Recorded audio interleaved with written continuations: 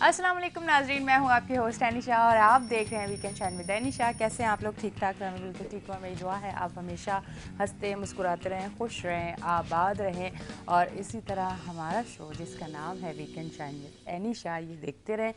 अच्छा, ये रोज़ ना मतलब सैटरडे संडे ये रोज़ का है कि मैं आके दुआ देती हूँ और मैं कहती हूँ खुश रहें, आबाद रहें।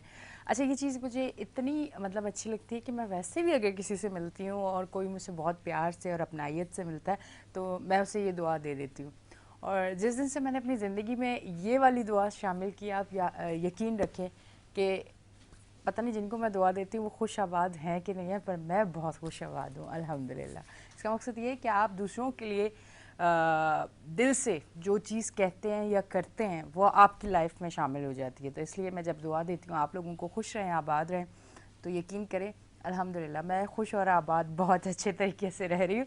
तो इसलिए अपनी ज़िंदगी में दूसरों के लिए पॉजिटिव चीज़ें शामिल करें, दूसरों के लिए अच्छा अच्छा बोलें, अच्छा सोचें, अच्छे काम करें, तो आपकी लाइफ में सारी चीज़ें अच्छी ऐड होना शुरू हो जाएंगी। ये आज का मैसेज है मेरा। अच्छा जी, साथ साथ आपको बताती चलूँ आज हमारे साथ जो हमारे गेस्ट मौजूद हैं उनको मैं वेलकम करूँगी अपने शो पे। अगर आप उनसे बात करना चाहें तो उसके लिए लाइव आप हमें कॉल कर सकते हैं। लाइव कॉल करने के लिए आपकी टीवी स्क्रीन पे हमारे फ़ोन नंबर आ रहे हैं। अगर आप जो हैं कोई रेंट पे कोई अपना कोई भी ऑफिस या कुछ भी लेना चाहते हैं और आपको नहीं पता या रेंट पे देना चाहते हैं या कुछ इस तरह का रियल इस्टेट से कोई अगर कोई भी सवाल है या कोई भी चीज़ है वो आज आप पूछ सकते हैं, क्योंकि वो जो हमारे साथ आज गेस्ट मौजूद हैं वो आपको डिटेल में एक एक चीज़ बताएंगे। अगर कोई भी आपको चीज़ पूछनी है तो आप कॉल कर सकते हैं। उसके अलावा भी आप उनसे कोई मशवरा चाहे तो उसके लिए भी आप कॉल कर सकते हैं। उनको मैं वेलकम करती हूँ।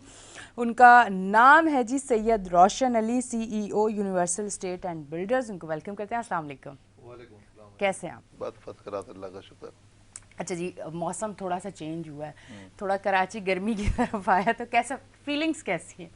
अभी सुबह के टाइम तो बहुत अच्छा मौसम होता है, दोपहर हम्म। में थोड़ी सी गर्मी होती है। हम्म। ओवरऑल तो अभी तक तो सही है मौसम, वैसे आगे चल के शायद गर्मी हो जाए। अच्छा अच्छा, वो कुछ लोगों का ये होता है कि हल्की सी गर्मी आई और उनको बहुत ज़्यादा लगती है, कुछ लोगों को गर्मी बहुत ज़्यादा लगती है और कुछ लोगों को बस ठीक है, कोई इतना ख़राब मौसम नहीं है। कराची का तो वैसे भी बड़ा अच्छा मौसम होता है, शाम को हवाएं चलती है, जी लोगों का ये कहना होता है। जी। पर मुझ जैसी के लिए हल्की सी भी गर्मी आती है तो मुझे लगता है कि बहुत गर्मी आ गई, तो मुझे बहुत लग रहा है। तो मतलब आपके लिए ये अच्छा मौसम है। बहुत अच्छा मौसम है। आगे रमज़ान के लिए क्या कोई तैयारियां शुरू है? हम अपने टॉपिक पे भी आएंगे, थोड़ा सा इस तरह भी बात करते हैं। बताएं रमज़ान की क्या तैयारियां हैं? देखिए, रमज़ान की तैयारी तो हर आदमी करना चाहता है और करनी चाहिए, मगर उतना ही है कि जो मुल्क की हालात देखते हुए जो गरीबों का जब ख्याल आता है ना, तो फिर वो इंसान का दिल थोड़ा सा रंजीदा हो जाता है हम्म।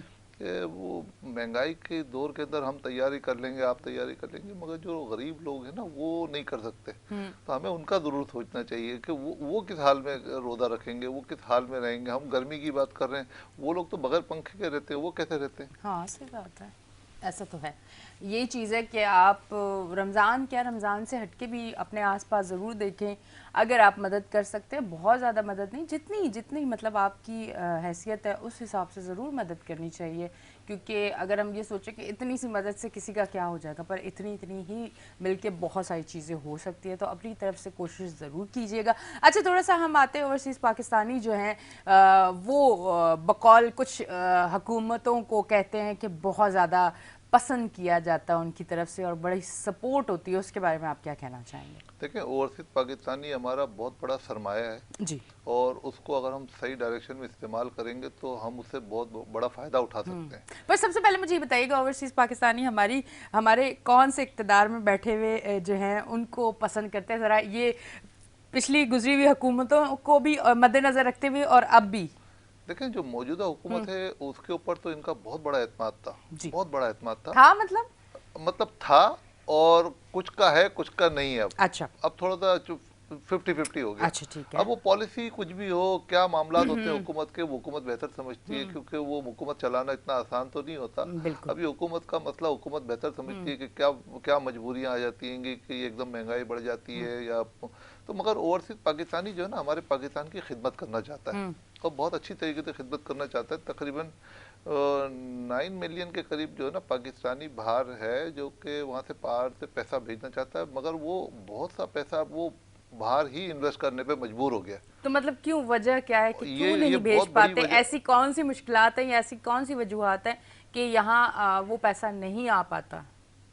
उसकी एक तो बेसिक वजह ये है कि हमारे यहाँ जो है इस पाकिस्तान में जो कानून है उसमें एक एफबीआर वैल्यू होती है, और एफबीआर वैल्यू जो है जो फेयर वैल्यू होती है उससे कम होती है। तो अगर किसी का भी पैसा है, एफबीआर वैल्यू का मतलब ये होता है कि आपकी एक अमाउंट फिक्स कर दी गई है कि भाई ये इस अमाउंट से ज़्यादा में आप ये चीज़ ज़्यादा में तो बेच सकते हैं, मगर मिनिमम इससे इससे कम पे आप नहीं बेच सकते। तो इसकी लिमिट रख दी है कि उससे कम में आप सेल नहीं कर सकते। अच्छा, उस कम में सेल करने में ये फ़ायदा होता है कि जो परचेजर होता है उसको टैक्स और ट्रांसफ़र के चार्जेस कम देने पड़ते हैं। अच्छा।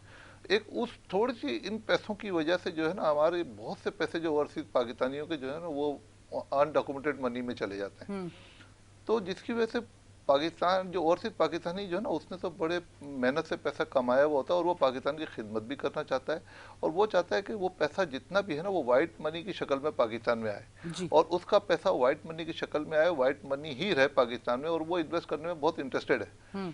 अब हमारे हुक्मरानों से हमारी दरख्वास्त है कि वो इस तरफ थोड़ा सा तवज्जो दें कि जितनी भी पाकिस्तान के अंदर जो एफबीआर वैल्यू जो इन्होंने बनाई हुई है ना उसको ख़त्म करके उसको फेयर वैल्यू पे लेकर आए। उसमें ये होगा कि एक तो ओवरसीज पाकिस्तानी जो है ना मेरे ख्याल में 95-100% ओवरसीज पाकिस्तानी पाकिस्तान भेजने में, पैसा भेजने में बहुत मुतमईन होगा और बहुत खुश होगा कि मेरा पैसा ब्लैक नहीं हो रहा, मेरा पैसा अनडॉक्यूमेंटेड नहीं है। तो जिसकी वजह से ये पाकिस्तान में ये प्रॉब्लम आ रही है। अच्छा, जो हमारे जो इंटरनल पाकिस्तान के अंदर जो प्रॉब्लम आ रही है जो हम लोग फेस करते हैं रियल एस्टेट में, अब हम लोग अगर कोई भी प्रॉपर्टी सेल करते हैं तो वो जो एफबीआर वैल्यू पे अगर सेल करते हैं और उसकी फेयर वैल्यू ज़्यादा है तो उसका जो डिफरेंस अमाउंट जो होता है जो कि अनडॉक्यूमेंटेड मनी वाला पैसा होता है वो उसको हम ब्लैक मनी कहते हैं। अच्छा, वो ब्लैक मनी जो है फिर हम लोग उसको उठा के लॉकर में रखते हैं या किसी ऐसी जगह पे रखते हैं जो कि किसी की नजर ना पड़ेगी पैसा, जबकि है वो वाइट मनी। वो ब्लैक मनी भी हमारी गवर्नमेंट की पॉलिसी की वजह से हो गई, तो उसको थोड़ा सा कंसीडर करना पड़ेगा। जिसकी अच्छा फिर एक और प्रॉब्लम ये आती है कि रियल एस्टेट एजेंट जो है ना वो सारी जिम्मेदारी उसकी होती है कि वो जो पैसा है वो आप जाके लॉकर में भी छोड़ के आएंगे। अब वो रिस्क फैक्टर भी रियल एस्टेट एजेंट का हो गया। और उसके अलावा ये कि तो खुदा ना खाता कोई इंसिडेंट हो जाता है तो वो भी उसी के ऊपर ही मसला आता है। और उससे बड़ा मसला जो कि शायद लोगों को पता नहीं है, जो बहुत बड़ा मसला ये आता है कि आपके दो एग्रीमेंट बनते हैं। एक जब आप एग्रीमेंट कर रहे होते हैं तो फुल एंड फाइनल का एग्रीमेंट होता है कि भाई मैंने ये प्रॉपर्टी मिसाल के तौर पे 10 करोड़ की बेची, प्रॉपर्टी बेची हुई आपने 2 करोड़ की। अब आपने दो एग्रीमेंट आज तो 10 करोड़ का किया, जिस वक्त हम ट्रांसफर करने जाते हैं तो उस वक्त हम 2 करोड़ पे ट्रांसफर कर रहे होते हैं। 8 करोड़ का जो पैसा होता है उसमें अब मसला ये आता है कि वो पार्टी कहती है कि जो सेलर होता है वो कहता है कि भाई मैं आपको ये ट्रांसफर जब करूंगा जबकि 8 करोड़ पहले मुझे दोगे। ठीक। परचेदर कहता है मेरे नाम पे कुछ है ही नहीं, मैं आपको 8 करोड़ दे दूं, कल खुदा ना खाता कोई मसला हो जाए तो मेरे पैसे चले जाएंगे। वो अपनी जगह सही है। तो उन चीज़ों की वजह से बड़े प्रॉब्लम आ रहे हैं। अच्छा, कई मरतबा ऐसा होता है कि गुड फेथ के ऊपर किसी ने कोई प्रॉपर्टी ट्रांसफर कर दी, बाद में वो किसी भी वजह से बेईमान हो गया कि नहीं नहीं इसके अंदर तो ये नहीं था, इसमें ये मसला था, मेरे को पता ही नहीं था, ये तो इतने की नहीं, इतने की वैल्यू। फिर वो जो सेलर है वो फंस जाता है ना, वो उतना ट्रांसफर कर दिया। तो इसको थोड़ा सा वो गवर्नमेंट को चाहिए कि इसको कंसिडर करें और हमारी इस बात को आगे तक पहुंचाते हुए ये फेयर वैल्यू की तरफ लेके जाएंगे ना तो हम सबके लिए आसानी पैदा हो जाएगी। ठीक है। और सिर्फ पाकिस्तानी भी खुश होगा पाकिस्तान में पैसा भेजने में कि भाई उसको भी पता है कि मेरा सारा पैसा वाइट है और फिर मैं जब चाहूंगा वापस भी ला सकता हूँ, जब चाहूंगा इन्वेस्ट करूंगा। तो इस तरीके से हमारे मुल्क को फायदा हो सकता है। ठीक है। अच्छा, मुझे ये बताइएगा आज का बड़ा सवाल कि कौन सी पार्टी को लाइक करते हैं? देखिए, ये तो आपने मेरे मौजू से आपने मुझे हटा दिया। अब क्योंकि मैं भी पाकिस्तानी हूँ और मेरा भी दिल धड़कता है इस पाकिस्तान के लिए जी। और मैं तो आज सुबह भी उठा तो अल्लाह से दुआ की, अल्लाह पाक हमारे पे वो हुक्मरान मुसल्लत कर जो हमारे मुल्क के लिए, हमारी आवाम की खैरख्वाह हों, जो हमारे मुल्क की आवाम के लिए बेहतरी सोचते हों। क्योंकि इस वक्त जो है ना, ये दो तीन चीज़ें ऐसी हो गई हैं कि महंगाई का तूफान जिस तरीके से बढ़ता जा रहा है वो ये हो गया कि पहले तो महंगाई होती थी कि 100 रुपए की चीज़ में 2 रुपए बढ़ते थे, 102 रुपए की होती थी। जी। अब डायरेक्ट एक चीज़ जो ना 120 रुपए की हो जाती है। तो मैं आपको इस शो में ये बताना चाहता हूँ कि ये जो चीज़ें हो रही है ना, मैं आगे इन चीज़ों को अच्छा इसलिए नहीं देख रहा हूँ कि आगे ये हमारे लिए बहुत बड़ा एक डिज़ास्टर होने जा रहा है। क्योंकि इसका एंड जो होगा ना वो बहुत भयानक होगा। ये तो अल्लाह हिफाजत रखे। हमारी एटमी हमारा मुल्क जो ना एटमी ताकत है, हमारे पास इतनी अच्छी है, हमारे पास माशाल्लाह दिफाई सलाहियत है, तो उस लिहाज से हम लोग महफूज हैं। मगर ये महंगाई ऐसा ना हो कि हम उस कर्जे तले इतने दब जाएं कि हम सर ना उठा सकें और फिर हमें इसकी कोई कीमत अदा करनी पड़े। ठीक। आप समझ गई हैं कि मेरी बात में क्या कहना चाह रहा हूँ कि कीमत जो अदा करनी पड़ेगी। जो लोग हमको ये कर्जा जो दिए जा रहे हैं वो एंड में कुछ ना कुछ हमसे ज़रूर लेंगे। तो आप सोच लें कि उसको देना है या आज से हमने अपने आप को बंदोबस्त करना है कि हमने कोई ऐसा इंतज़ाम करना है कि हम महंगाई को कम करें। और जब हम ये करेंगे और कोशिश करें कि हम कर्जा कम से कम लें, बल्कि ले ही ना। मतलब अगर घुमा के बात को सीधा मैं लेके जाऊं तो पीटीआई को लाइक नहीं करते आप? मैं कह रहा हूँ पीटीआई भी आ जाए। अगर मैंने तो दुआ की है कि अल्लाह नहीं, ताला मतलब बातों से अंदाजा अगर लगाया जाए कि आप ना बोले कि मैं किसको लाइक करता हूँ किसको नहीं करता, तो फिर सारी चीजों से ये समझ आता है कि पीटीआई को तो आप लाइक नहीं करते। नहीं, मैं देखें अभी ये तो आपका नजरिया, मेरा नहीं है। नहीं, आपने तो कहा ना कि महंगाई कर्जे ज्यादा से ज्यादा ना ले, तो वो तो अब किसकी हुकूमत में ज्यादा महंगाई हुई है, कर्जे किसकी हुकूमत में ज्यादा लिए गए हैं? देखिए, मैं कह रहा हूँ कि ओवरऑल जो जितनी हुकूमतें आई हैं सबके दौर में यही वजह रही है। सभी लोग जो है ना वादे करके कुछ आते हैं, मगर आगे चल के जो कर्जे ले लेके हम पे कर्जे का बोझ चला के चले जाते हैं। नई हुकूमत आके फिर वो रोना रोती है कि पिछली हुकूमत जो है इतना कर्जा चढ़ा के चली गई, हमारे पास मुल्क में खजाना खाली था चलाने के लिए मुल्क से। मतलब ये एक रीजन है। मगर कोई संजीदगी से सोचे इसको कि भाई चले ये तो हो गया, आपने कह दिया, मगर इसको कोई हल भी तो करे। हल भी बिल्कुल इसको हल भी तो करे। फिर उसके अलावा अभी किसी को एक तरफ एक तवज्जो में और भी दिलाना चाहता हूँ आपकी कि पाकिस्तान में एक जो बहुत बड़ा मसला आने वाला है ना जी, वो मसला आने वाला है पानी का। आज तक हमने डैम के लिए कभी नहीं सोचा। आपको पता है कि ये कितना बड़ा मसला है पानी का? आज तो नहीं लग रहा हमको, क्योंकि जैसे जैसे दिन गुजरते जा रहे हैं आगे चल के डैम का भी मसला इतना मसला बन जाएगा पानी का कि उस वक्त लोगों को पानी के लाले पड़े होंगे। आज तो हमें खाने के लाले पड़े, कल पानी का अल्लाह ना करे लाले पड़ जाए। और हम सबको दुआ करनी चाहिए कि जितने लोग बेरोजगार हैं या बेघर हैं या परेशान हैं उनकी अल्लाह ताला परेशानी हल करे। क्योंकि हमारा भी फर्ज बनता है कि हम भी जो है ना इसमें अपना कंट्रीब्यूशन करें कि ये जो लोग हैं हम भी इस मुल्क को सीधा करने में हम भी अपना किरदार अदा करें। बिल्कुल।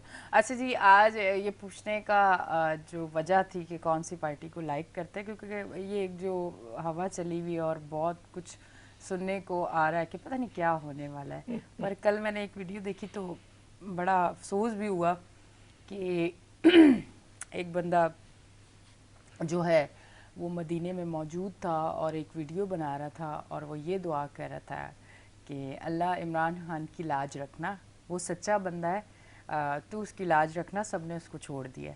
तो मेरे दिल को बात इतनी ज़्यादा लगी, मतलब एकदम से कुछ चीज़ें होती हैं ना आपको फ़ौरन से क्लिक करती हैं, वो मुझे इतनी क्लिक की कि देखिए लोगों की मोहब्बत और लोगों का प्यार कि उनके लिए दुआएं की जा रही हैं।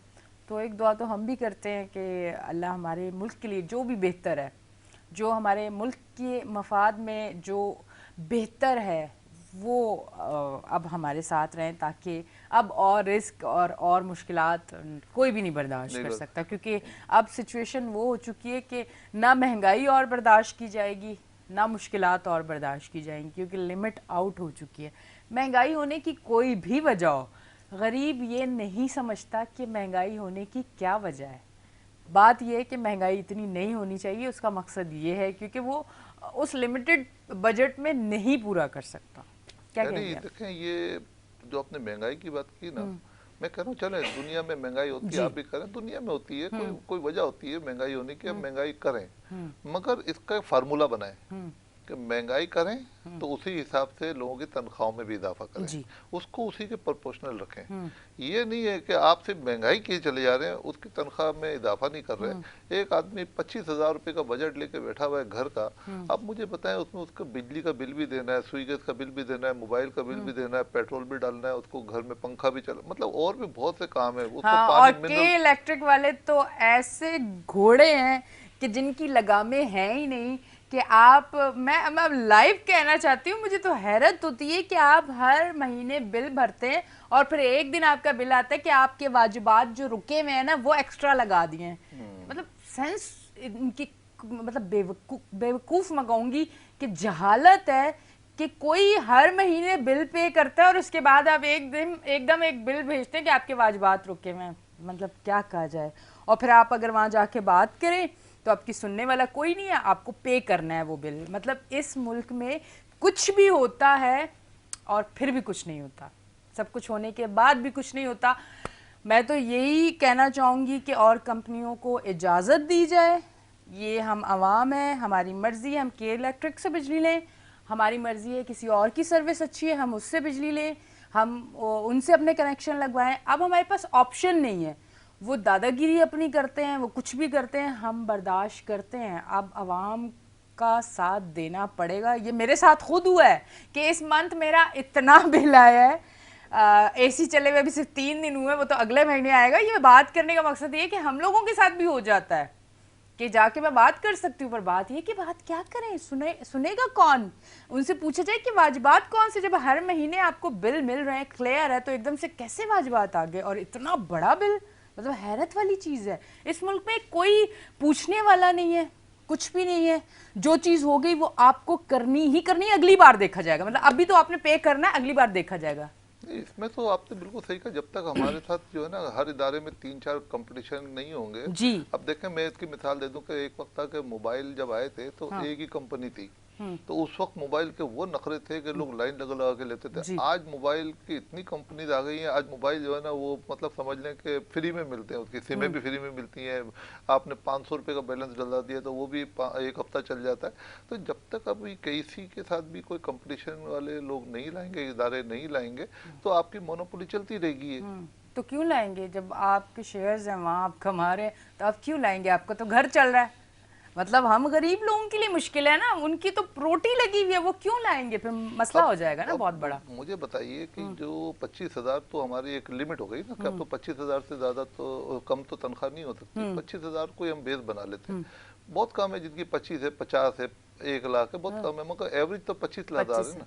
अब 25,000 में गरीब से गरीब आदमी का भी कोई गुजारा करके बता दें। मैंने पूरा कैलकुलेट किया तो अगर वो दाल चावल भी खाएगा ना तो उसको 1,000 रुपये रोज का चाहिए, 30,000 तो उसको चाहिए। उसके अलावा कि उसको अभी उसको ना बिजली का बिल देना है, कुछ भी नहीं देता तो 30,000 रुपये उसको हर महीने के चाहिए, जिसमें हस्बैंड वाइफ और 2 बच्चे होते हैं। ये तो कम से कम है। अब हुक्मरानों से मैं रिक्वेस्ट ये करूंगा कि जब भी कभी आप महंगाई में इजाफा करें तो उनकी तनख्वाह में चाहे आप 500 रुपये इजाफा करें जरूर। मतलब आपने पेट्रोल को एकदम 20 रुपये बढ़ा दिया, 15 रुपये बढ़ा दिया, उसका असर ये होता है कि हर चीज दूसरे दिन महंगी हो जाती है, जिसकी वजह से एक गरीब आदमी ने जिसने बजट बनाया हुआ है कि आज मैं ये खाऊंगा, ये इस्तेमाल करूंगा, इतने पैसे खर्च करूंगा तो मेरा महीना बस गुजरेगा, एंड तक बहुत मुश्किल से गुजरेगा। अब उसके अंदर एक महंगाई फिर आ जाती है। पहले तो ये होता था ना कि चले साल में एक मिनी बजट आता था, फिर एक साल में बजट आता था। अब तो हर महीने के अंदर महंगाई आती है, हर महीने जो ना बजट आ जाता है, हर दूसरे दिन महीने। तो लोगों का बजट इतना आउट हो गया कि उनको सर्वाइव करना बहुत मुश्किल हो गया। ठीक है जी, अभी इस टॉपिक पे भी बात करेंगे, और भी टॉपिक है हमारे पास, उस पर भी बात करेंगे। टाइम अभी है पर अभी ब्रेक का टाइम आ गया है, तो कहीं ना जाए, लेते हैं एक छोटी सी ब्रेक, मिलते हैं ब्रेक के बाद।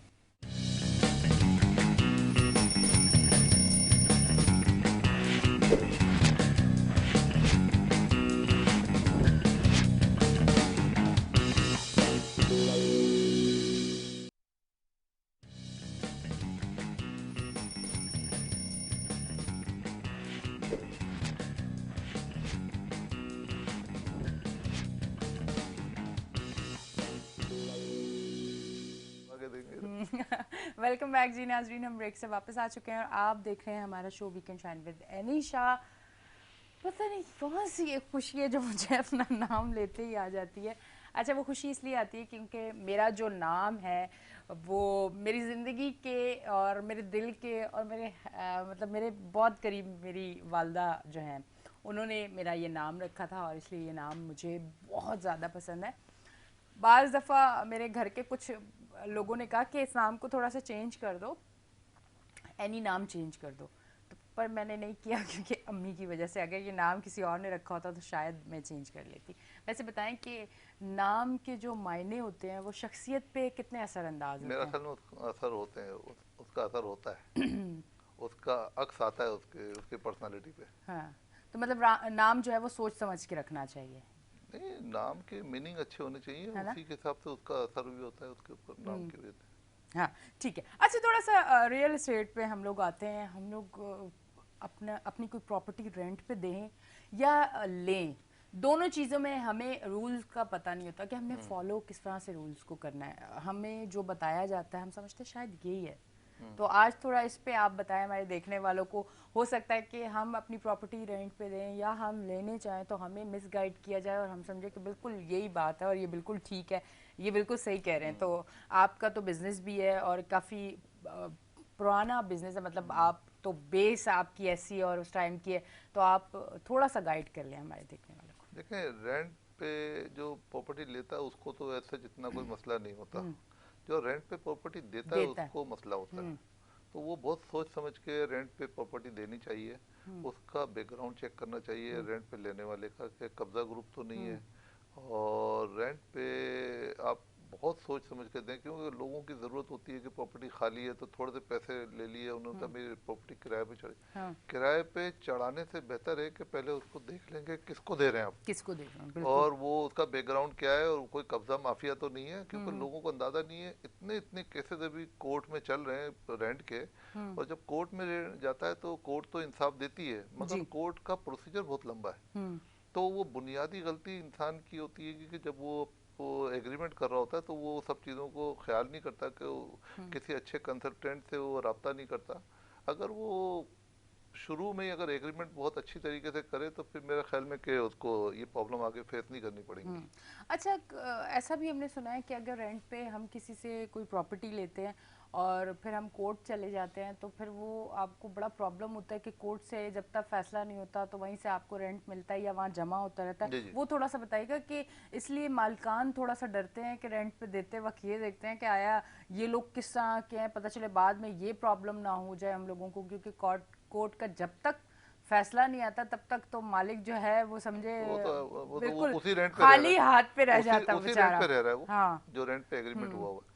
तो इसमें ये होता है कि जो मैं अपनी बात करूं, हमारे यूनिवर्सल स्टेट जो हमारी कंपनी है, वो एक फार्मूला उन्होंने बनाया हुआ है कि हम जब किसी को रेंट पे देते हैं ना, जो कोई कंपनीज होती है उनकी बात नहीं कर रहा हूँ, जो मल्टीनेशनल कंपनीज होती है उनकी बात नहीं कर रहा हूँ, बैंक्स होते हैं उनकी बात नहीं कर रहा हूँ, मैं बात कर रहा हूँ एक आम आवाम की।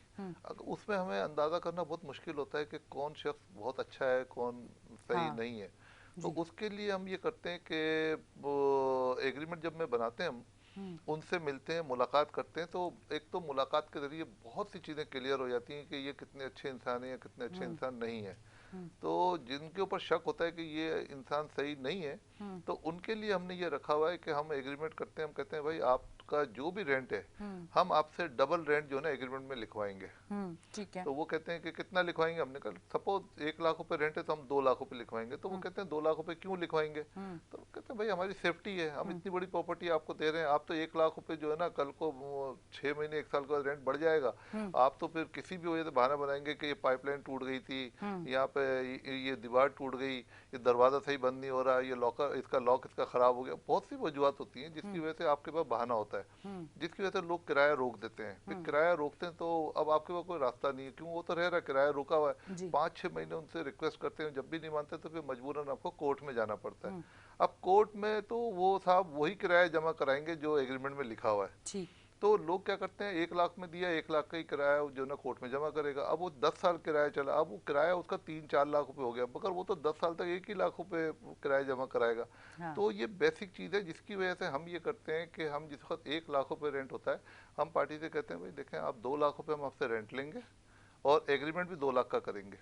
वो कहते हैं क्यों, हमने कहा देखा इन केस अगर हमारी भी सेफ्टी होनी चाहिए, आपके पास तो पूरा घर आ गया, मतलब आप लिखवाते डबल हैं पर लेते वही हैं जो पूरा बात लेते हुई हैं, होती उसको हम है। बाद में कैश की सूरत में वापस करते हैं, मगर वही जो एग्रीमेंट है 2 लाख रुपए का, उसी हिसाब से एफबीआर में टैक्स भी उसका जमा होता है, और उसके के हिसाब से हम हर चीज़ जो ना वो टैक्स वगैरह भी पे कर रहे होते हैं, हमारा क्लाइंट वही किराया पे कर रहा होता है। लिखवाने की वजह ये कि अगर वो टेनेंट के दिल में किसी वजह से भी कभी कोई बेईमानी आएगी, हाँ। तो फिर वो किराया डबल जमा कराएगा कोर्ट में, क्योंकि किराया कोर्ट में उतना ही जमा होता है जितना लिखा होता है। लिखा होता है। तो उस वो बेईमानी करने का सोचेगा भी, तो वो डरेगा कि यार मुझे किराया जो है ना डबल जमा कराना डबल पड़ेगा, जमा करना और पड़ेगा। फिर किसी भी वजह से अगर आपको वो तंग नहीं करेगा। तो मेरा ख्याल में मैंने तो अपना एक तरीका कर ये बनाया हुआ है, और तो मुझे कोई तरीका लगा नहीं कि किराए पे देने का और कोई तरीका हो, या फिर थर्ड पार्टी के पास भी रखवाते हैं, आप तो जाहिर थ्रू पे ऑर्डर थ्रू चेक ही लेंगे, पेमेंट वो कर रहा है, एक जो बिल जो आते हैं उनकी पेमेंट यूटिलिटी की बिल वही कर रहा है, तो उसके पास तो प्रूव है कि भाई वो इस किराए में उस किराए पे रह रहा है, तो वो तो किराया कोर्ट में जमा करा सकता है। अच्छा। अच्छा, मुझे बताइएगा ये जितनी महंगाई और जो मुल्की हालात हैं, प्रॉपर्टी पे उसका क्या असर पड़ा है, प्रॉपर्टी के बिजनेस पे? देखें प्रॉपर्टी एज सच जो है ना, अगर वो जहां आप समझ रहे हैं कि रेट बढ़ रहे हैं, तो मैं समझता हूँ वो आर्टिफिशियल रेट बढ़ रहे हैं, वो अच्छा। रेट बढ़ नहीं रहे, वो बढ़ाए जा रहे हैं। अच्छा। क्योंकि आप देखें कि लोगों को इस वक्त जो है ना महंगाई इतनी है कि खाने का मसला हुआ है, तो आप कैसे समझ सकती हैं कि प्रॉपर्टी के रेट बढ़ेंगे? जी। प्रॉपर्टी के रेट जो भी बढ़ रहे हैं वो आर्टिफिशियल बढ़ते हैं, और वो जैसे एक कराची से बाहर की उस वक्त बहुत बड़ा एक सोसाइटी है, वहाँ पिछले कुछ अरसे से बहुत तेजी थी, अब देखें बिल्कुल रुक गया माल, अब वहाँ पे सेल परचेज रुकी हुई है। तो वो जो आर्टिफिशियल तरीके से चलती है, और मेरे ख्याल में लोगों का बाइंग पावर नहीं है, तो क्या करेंगे लोग? तो मेरा ख्याल में अभी इस पे इतना असर नहीं हुआ कि प्राइस ऊपर नहीं जा रही, अच्छा, प्राइस ऊपर नहीं जा रहे, नहीं जा मतलब वो एक सिर्फ आर्टिफिशियल। आर्टिफिशियल। हाँ, ठीक है, ठीक है। असल में ये हो रहा था कि बड़ी लोगों की बातें सुनने को मिल रही थी, प्रॉपर्टी रेट बढ़ चुके हैं, ये हो गया वो हो गया, तो मैंने कहा चलें आज आपसे थोड़ा सा इस चीज़ पे भी हम बात कर लेते हैं, क्योंकि देखने वालों के तो जहनों में यही है कि प्रॉपर्टी रेट बढ़ चुके हैं। अच्छा, मुझे ये बताइएगा कि लोग कितने मोहतात हो चुके हैं और कितने डर चुके हैं जब से ये कोर्ट के ऑर्डर से बड़ी बड़ी बिल्डिंग्स और ये सारी चीज़ें ख़त्म की गई हैं गुज़िश्ता दिनों में। तो लोगों के दिल में एक खौफ और डर आ चुका है, प्रॉपर्टी लेने से पहले वो सोचते हैं कि आया अल्लाह ना करे कुछ ऐसी चीज़ हो जाए। बिल्कुल खौफ तो है, लोग तो डर गए कि कल हमारे साथ ऐसा ना हो जाए, हम कोई प्रॉपर्टी खरीद लें, कोई एक फैसला आ जाए जिसकी वजह से बिल्डिंग टूट जाए, तो हम फिर बेघर हो जाएं, अल्लाह ना करे। तो लोगों में डर खौफ तो है। अब उसको मेरे ख्याल में उस डर खौफ का एक इलाज ये है कि आप जब भी कोई चीज़ किसी भी प्रॉपर्टी में इन्वेस्टमेंट करें, तो उसका टाइटल ज़रूर चेक करें कि, और मालिक से एग्रीमेंट करें। ये बहुत ज़रूरी चीज़ है कि जो ऑनर है, जो इस प्लॉट पे बिल्डिंग बन रही है, उसके ऑनर से डायरेक्ट एग्रीमेंट करें कि अगर किसी वजह से उसने वायलेशन की, तो आपके पास हक होगा कि आप कोर्ट में जाके स्टे ले सकते हैं, तो उसकी प्रॉपर्टी वो सेल नहीं कर सकते। तो वो सेलर को भी तो बाउंड करना चाहिए ना। अब पर यहाँ मालिक सामने थोड़ी आते हैं जिसका देखें प्रॉपर्टी। नहीं आता नाले, हाँ, मैं तो बड़े बड़े हम प्रोजेक्ट्स तो में तो ऐसी जगह सामने पे नहीं काम आते। करते हैं जहाँ पे मालिक ही आता है, हम जहाँ काम करते हैं वहाँ सिर्फ मालिक सामने आता है, वहाँ दूसरे को तो इजाज़त ही नहीं आने की, क्योंकि वो ऐसा इदारा है कि वहाँ पे आप मालिक होगा, ओरिजिनल फाइल होगी, उसका सर्च निकला होगा, उसका क्लियरेंस सर्टिफिकेट उसके पास होगा, और उसमें कोई लिटिगेशन नहीं होगा। मालिक सामने बैठ के हमसे एग्रीमेंट आप करेगा, हम उसको डीएचए में देंगे। काम करते हैं जी ना? डीएचए, प्योरली डीएचए में। तो ठीक है। उसमें ये है कि वहाँ सेफ्टी है। अब जितने लोगों को मालूमात नहीं है, वो इधर चले जाते हैं, वहाँ पे मालिक तो सामने आते ही नहीं है, उनके लोग बैठे होते हैं, अब वो ही रसीद बना के देते हैं, उस रसीद के ऊपर आपको कोर्ट से स्टे नहीं मिलेगा। जब स्टे नहीं मिलेगा तो इंसाफ भी नहीं मिलेगा। ऐसे मेरे तो ऐसे भी इस कराची में देखा कि पूरी पूरी बिल्डिंगें बन गई, तैयार हो गई हैं, पूरे पैसे ले लिए, तैयार होने के बाद वो साहब वही बिल्डिंग जो है ना किसी साहब को आधी कीमत में बेच के चले गए। ओहो। ये फिर? मैंने खुद देखा है। तो मतलब इन सब चीज़ों से बचने के लिए आपको एहतियात बहुत करनी होगी, और लालच में कभी ना आए। इंसान जो फंसता है लालच में फंसता है। मतलब वो बात अच्छी है कि लालच बुरी बला है। बिल्कुल बिल्कुल। एक तो वाकई एक बला है ये। एक तो हाँ आपको मालूमात नहीं है, जी। ऊपर से आप जो है ना वो सुनहरी ख्वाब जो आपको दिखा रहा है, वो देख के आप मुतासिर हो गए, आपने जितने जमा पूंजी के पैसे थे वो भी उसको दे दिए, हाँ तो आपके अपनी गलती की वजह से वो पैसे गए। हाँ, बिल्कुल अच्छी बात है कि आपको एक जो लालच इंसान के अंदर आ जाती है ना, वो आपसे बहुत सारी ऐसी चीज़ें करवा देती है कि जो आपके लिए बड़ी मुश्किल का सामना आपको आगे जाके करना पड़ता है। तो इसलिए जो भी चीज़ करें सोच समझ के, तहम्मुल से, दो चार लोगों से मशवरा मशवरा करके, करके। ये सारी चीज़ें, क्योंकि मशवरा बहुत बेहतर होता है। और मशवरा भी उन लोगों से करना चाहिए जो समझदार हों, आपके लिए ज़रा अच्छी सोच रखते हों, उन लोगों से मशवरा करें। समझदार लोग जो अच्छे लोगों में बैठते हों, उन लोगों से आप मशवरा करें, उसके बाद जो भी फैसला लें वो इंशाल्लाह बेहतर होगा। अच्छा, हम लोग मशवरा उन लोगों से लेते हैं, क्या कहेंगे इस पे, कि हम मशवरा उन लोगों से लेते हैं जिन्हें खुद मालूमात ज़िंदगी नहीं है। अपनी ज़िंदगी किस तरह से गुजारनी है वो भी नहीं पता होता, और वो तज्जिया कर रहे होते हैं दुनिया की सारी चीज़ों पे। मेरा ये आप यकीन करें, ये मैंने देखा है चंद लोगों को, और फिर जब देखा है कि वो उन्हें अपना तो पता नहीं होता, पर वो इतने बड़े तज्जियाकार होते हैं कि वो दुनिया की हर चीज़ पे बड़ी बात कर रहे होते हैं, और वो ऐसे दिख रहे होते हैं कि जैसे अल्हम्दुलिल्लाह उन्होंने तो लाइफ में बड़ा कुछ किया हुआ है। फिर मुझे ऐसे लोगों पे बहुत गुस्सा आता है। क्या कहेंगे आप? देखें, मैं 91 में जब वो दुबई से वापस आया जी। पाकिस्तान, तो वहाँ पर मैं एक पेट्रोलियम कंपनी में काम करता था। अच्छा। तो मैंने बड़ी मुश्किल से वहाँ पैसे को जमा किए, कुछ 70,000 रुपये जमा किए थे उस वक्त। अच्छा, माशाल्लाह। 89 88 में हाँ, तो यही रेट होता है। वो बिल्कुल तो होता है। 70,000 में हमारा ख्वाब था कि कोई प्लॉट खरीद लेंगे 120 गज का। ठीक मैंने है। एक प्लॉट खरीद लिया। मुझे कुछ पता नहीं था कि प्लॉट कैसे खरीदा जाता है। हम्म। मैंने हमारे मोहल्ले में एक रियल एस्टेट एजेंसी थी, तो वो माशाल्लाह वो भी पढ़े लिखे नहीं थे। हम्म। हम उन्हीं के हत्थे चढ़ गए। हम्म। हमें गया, उन्होंने बोला सर आपको प्लॉट चाहिए? मैंने कहा चाहिए। मैंने कहा चलो एक प्रॉपर्टी बन जाएगी। हाँ, वो बिल्कुल। मुझे मोटरसाइकिल पे बिठा के लेके गए, एक सोसाइटी में जाके दिखाया। बोले ये प्लॉट है। मुझे प्लॉट का भी नहीं पता, बस गली थी उसमें सारे प्लॉट खाली थे। बोले ये प्लॉट है। मैंने कहा ठीक है। बोले ने कहा 70,000 रुपये का मिल रहा है, 75 मांग रहा था। बड़ी मुश्किल से 70 रुपये लेकर आया हूँ, बस ये ले लें निकल जाएगा। अच्छा, हम ऑफिस गए तो चाय वाय पिलाई। बिल्कुल मुझे अलीफ बे नहीं पता थी इसकी ना, रियल एस्टेट की। अच्छा। तो उसने कहा आप मेरे को 70,000 रुपये दे दें, ये फाइल आपकी हो गई। अब ठीक मैं है। बड़ा खुश, मैं घर गया, जाके पैसे ला के दिए। उसने रसीद बना के दे दी कि भाई 70,000 रुपये में, ना मैंने मालिक से मिला ना फाइल देखी, और वो पैसे दे दिए। अब यकीन माने वो पैसे के बाद मेरे को फाइल नहीं मिली, आज तक नहीं मिली। फिर बस अल्लाह ने करम किया कि कुछ मेरे दोस्त यार थे, उनको लेके गया, उनसे बातचीत की। मोहल्ले में था ज़ाहिर है, फिर थोड़ा सा मोहल्ले में अपना असर रसूख इस्तेमाल किया, तो वो मिल तो गए, मगर 1 साल लग गया था पैसे मिलने में। तो वो इस तरीके से कितने लोग ऐसे होंगे जिनके साथ ये चीज़ें हो जाती होगी। तो हो ये सिर्फ जाती। लैक ऑफ नॉलेज है। तो आपको चाहिए, जैसे अभी आपने कहा कि वो किससे मशवरा लेना चाहिए, तो देखिए इनके लिए बाकायदा पूरे पूरे एक इदारे बने हुए, एडवोकेट बैठे हुए, बिल्कुल। कंसल्टेंट बैठे हुए। हम लोग सिर्फ थोड़े से पैसे बचाने के लिए अपने मामू से, खाला से, खालू से, पुप्पा से मशवरा कर लेते हैं, बिल्कुल। और वो उनमें चैंपियन होते हैं अपने मोहल्ले के अंदर, अपने खानदान के अंदर ना, कि हाँ, भाई भाई मेरे सबसे से बड़े बड़ा चैंपियन उनको खुद होते कुछ नहीं पता, मगर वो चैंपियन बने हुए। हैं। अच्छा, एग्जैक्टली। वो जो भांजा है ना, वो मामू की नज़र हो गया। हाँ, तो ये एक मिसाल दे रहा हूँ। तो उसमें ये है कि इंसान को प्रोफेशनल के पास जाना हमारी चाहिए। ऐसी चैंपियन खाला देख रही होंगी, वो भी ऐसी है। मुझे याद आ गई आपके बात से कि जब भी लाइफ में मैं कुछ करने जाती हूँ और मैं उनके सामने कहती हूँ, तो उनके इतने बड़े बड़े मशवरे आते हैं कि ना पूछे। अगर वो मुझे देख रही होंगी तो वो समझ गई होंगी कि मैं उन्हीं को कह रही हूँ। क्योंकि कुछ रिश्तेदार आपके ऐसे होते हैं आपके साथ कि नहीं, वो सिंसियर हैं, हाँ, मगर उनकी नॉलेज नहीं है। नॉलेज नहीं है ना, मतलब उनकी सिंसियरिटी पे आप नहीं सवाल उठा रहे हो, पर आपकी जितनी नॉलेज है आप उतनी बात करेंगे ना, आप उसी हिसाब से बात करेंगे। तो इंसान की नॉलेज इतनी ना और वो फनकार बहुत बड़ा बने, ये इनडायरेक्टली मैं किसी के ऊपर बड़ा ज़बरदस्त किस्म का पॉइंट फेंक रही हूँ, क्योंकि मेरी लाइफ में ऐसे काफ़ी सारे नहीं, लोग सबके हैं। साथ, आपके साथ नहीं, सबके साथ होता है। सब सब किसी न किसी के हत्थे चढ़े होते हैं। हाँ। अब अगर मैं सिर्फ वो आपके शो के जरिए पैगाम देना चाहता हूँ कि इंसान को जो उसका प्रोफेशनल एक्सपर्ट है, उसकी पूरी फीस दे, उसको पूरी फीस दे। ये सोचें कि पूरी फीस, क्योंकि हम फीस में जब डंडी मारेंगे तो वो आपको कहीं ना कहीं फिर वो नुकसान होगा उसका। तो आप उसकी फीस पूरी दें और उसको कहें कि भाई हमारी ज़रा ये पैसे हैं, बड़े मेहनत के पैसे हैं, हलाल के पैसे हैं, इसकी हिफाजत करें। तो फिर शायद वो हिफाजत भी करेगा, मगर आपकी डायरेक्शन सही हो गई ना, आप सही आदमी के पास पहुंच गए। तो वो फिर उसका काम यही है, वो आपको ये दावपेच बताएगा, मगर फिर भी बहुत से लोग ये दाव पेच नहीं बताते। नहीं बता। जो बात मैं आपको बता रहा हूँ ये कोई नहीं बताएगा।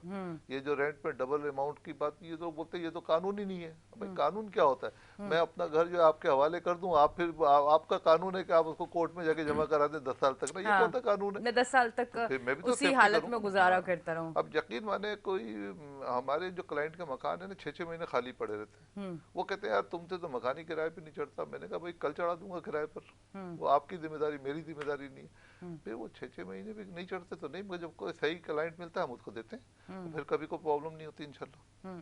अच्छा, अगर कभी ऐसा होता है कि कोई आपने रेंट पे किसी को घर दिलवाया और कोई प्रॉब्लम होती है तो फिर आपको बीच में आना पड़ता है? बिल्कुल आते हैं, बिल्कुल अच्छा। आते हैं, क्यों विटनेस होते हैं ना। अच्छा अच्छा, तो फिर वो कोई भी प्रॉब्लम है तो आपको फेस करना पड़ता है, इसीलिए आप बड़े सोच समझ के नहीं वो, ऐसे फैसले क्योंकि लेते हैं। अब जिंदगी में जो है ना वैसे बड़े मसले हैं। हाँ। अब ये अपनी गलती की वजह से एक मसला और पाल लें। अच्छा मसला भी क्या, फिर उसके बाद जिनसे ताल्लुकात अच्छे होते हैं उनसे ताल्लुकात भी खराब होते हैं कि यार आपकी गलती की वजह से चढ़ गया किराए पर। अच्छा जब ले लेते हैं ना तो सबसे पहले शुरू में जो दावतें होती है उसमें हमें नहीं बुलाया जाता। हाँ। उस वक्त खुद अकेले अकेले दावतें खा रहे होते हैं। कुछ दिन के बाद उस घर में सीपेज भी आ जाती है, उसके दरवाजे में दीमक भी लग जाती है। उसमें जब प्रॉब्लम आती है किराया रोक देता है तो फिर वो जो कोर्ट कचहरी का मसला आता है तो फिर रोशन तब भी याद आ जाते हैं। तो भाई रोशन तब को हर दावतों में भी तो बुलाओ। सही कह रहे हैं, मुझे भी बहुत सारे लोग दावतों में नहीं बुलाते। पता नहीं आपका दर्द और मेरा दर्द सेम क्यों है, ये बताएं। हम हम दोनों के साथ एक जैसी सिचुएशन है।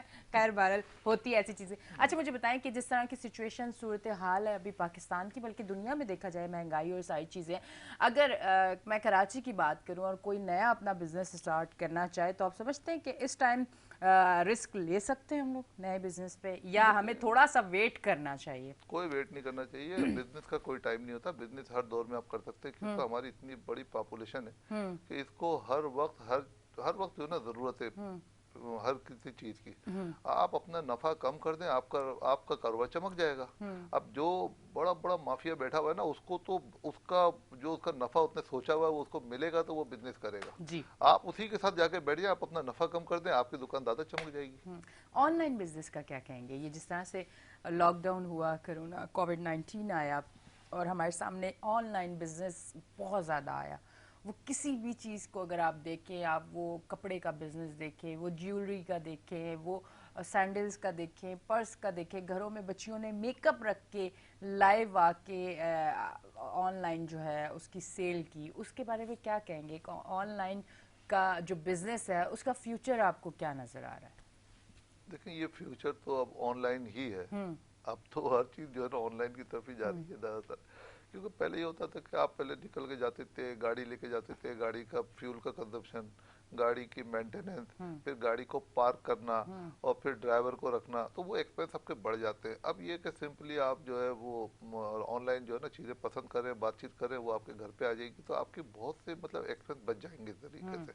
और जो घर पे बैठ के बिजनेस कर रहे हैं उसकी अवेयरनेस भी सोशल मीडिया के जरिए आपको मिल जाती है। आपको अच्छी चीज़ ऑनलाइन के जरिए घर पे मिल जाती है और बहुत कम पैसों में। हाँ बिल्कुल, ऑनलाइन, और ये बड़ी एक अच्छी चीज़ हुई है ऑनलाइन बिजनेस उन ख़वातीन के लिए जो घर से बाहर नहीं निकल सकती हैं, उनको इजाज़त नहीं है, वो अपने घर से इस तरह के बिज़नेस करती हैं। और अल्हम्दुलिल्लाह बहुत सारी ऐसी औरतें मेरी नज़र में भी हैं जिन लोगों ने अपने इस बिज़नेस से पूरे पूरे घर लेके चल रही हैं। ये बड़ी अच्छी चीज़ है। पर ऑनलाइन बिज़नेस के लिए एक चीज़ ये भी ज़रूर कहना चाहूँगी, जो फ्रॉडिये लोग हैं उनकी वजह से जो अच्छा ऑनलाइन बिज़नेस कर रहे हैं उन पर भी एक सवालिया निशान ज़रूर होता है। और जाते जाते कोई मैसेज हमारे देखने वालों को अगर देना चाहें? देखें मैं अपने जो आवाम है उनके साथ ये गुजारिश करूंगा कि इस मुल्क की हिफाजत करें। इस मुल्क में ये मत सोचें कि दूसरा कोई गलत काम कर रहा है तो आप भी गलत काम करें। जी। आप अपनी डायरेक्शन सही रखें, इस मुल्क की हिफाजत करें। आपको अंदाज़ा नहीं है कि ये मुल्क है तो हम हैं, ये मुल्क नहीं है तो हमारी कोई हैसियत नहीं है, हमारी कोई पहचान नहीं है। इस मुल्क में हम लोग जिस तरीके से रहते हैं ना, तो हम दूसरी जगह अगर चाहे अच्छे अच्छे तरक्की याफ्ता ममालिक को भी देखें तो वहाँ पे लोग इतने सुकून में नहीं है जितने सुकून में आज भी हम हैं। सिर्फ हमें थोड़ी सी डायरेक्शन, हमें हमारी आवाम को और हमारे हुक्मरानों को डायरेक्शन सही करनी होगी। तो ये मुल्क हमारे को अल्लाह ने जन्नत का टुकड़ा दिया है, बेशक और बेशक। इसमें अगर इसकी हिफाजत करेंगे ना तो हम भी, हमारे आने वाली नस्लें भी इससे बहुत फ़ायदा उठा सकती हैं। मगर फ़ी ज़माना जो चीज़ें हो रही हैं उससे बहुत डर लगता है कि आगे अल्लाह ना करे कि ये जो महंगाई जिस तरीके से दिन ब दिन बढ़ती जा रही है, इसका कोई हमें बहुत बड़ा नुकसान ना उठाना पड़े। ठीक है जी, बहुत बहुत शुक्रिया आप तशरीफ लेके आए। नाजरीन, आप देख रहे हैं हमारा शो वीकेंड शाइन विद दैनिशा। कहीं ना जाएं, लेंगे एक छोटी सी ब्रेक। 11 बजे तक आपके साथ रहूंगी।